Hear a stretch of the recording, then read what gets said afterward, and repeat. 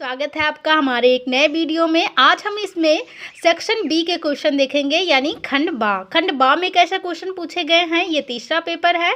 आपको अति लघु उत्तरीय की वीडियो ऑलरेडी बन चुकी है। अगर आप लोगों ने नहीं देखा है तो डिस्क्रिप्शन बॉक्स में इसकी लिंक दी गई है, आप उस पर क्लिक करके देख सकते हैं। तो हम वीडियो को ज़्यादा लंबा ना करते हुए हम वीडियो को शुरू करते हैं। ये लघु उत्तरीय का प्रश्न है। इसमें देखिए नोट क्या दिया गया है।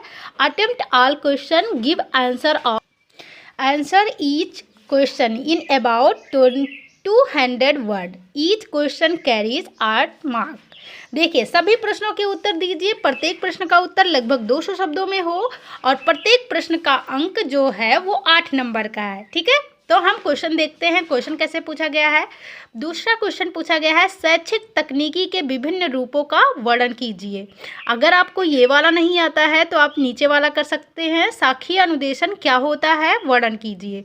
तीसरा क्वेश्चन देखिए, अनुवर्ग नीति क्या है, व्याख्या कीजिए।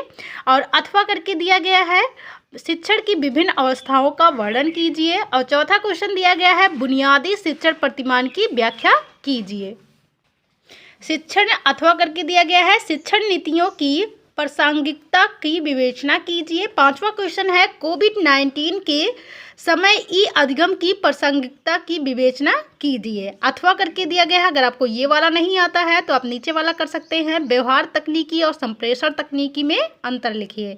छठवां क्वेश्चन है, शैक्षिक टेलीविजन कार्यक्रमों पर एक संक्षिप्त नोट लिखिए।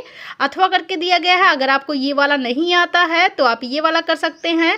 सूक्ष्म शिक्षण की क्या प्रक्रिया है, प्रस्तावना कौशल के घटक लिखिए। अब हम सेक्शन सी के क्वेश्चन देखेंगे। सेक्शन सी में कैसे क्वेश्चन पूछे गए हैं। ये दीर्घ उत्तरीय प्रश्न होते हैं। इसमें आपको 500 शब्द में लिखने होते हैं और प्रत्येक जो आंसर का मार्क मिलता है आपको 15 नंबर मिलता है। ठीक है, नोट देखते हैं क्या लिखा गया है। सभी प्रश्नों के उत्तर दीजिए। प्रत्येक प्रश्न का उत्तर लगभग 5 शब्द में हो। प्रत्येक प्रश्न 15 अंकों का है। ठीक है, तो हम 7वां क्वेश्चन देखते हैं। 7वें क्वेश्चन में क्या क्वेश्चन पूछा गया है। शिक्षण उद्देश्यों के व्यवहारिक पदों में लिखने की क्या प्रक्रिया है, किसी एक उपागम का वर्णन कीजिए। अगर आपको ये वाला नहीं आता है तो आप नीचे वाला कर सकते हैं। केवल 2 ही क्वेश्चन करने होते हैं इसमें। शिक्षण तकनीकी से आप क्या समझते हैं, शैक्षिक तकनीकी के विभिन्न उपागमों का वर्णन कीजिए। 8वां क्वेश्चन क्या है, शिक्षण प्रतिमान क्या है, किसी एक शिक्षण प्रतिमान का विस्तार पूर्वक वर्णन कीजिए। अगर आपको ये वाला नहीं आता है तो आप नीचे वाला कर सकते हैं। शिक्षा में ICT को एकीकृत करने की चुनौतियों का वर्णन करते हुए समाधान प्रस्तुत कीजिए। वीडियो कैसी लगी कमेंट सेक्शन में ज़रूर बताएं। तब तक के लिए धन्यवाद।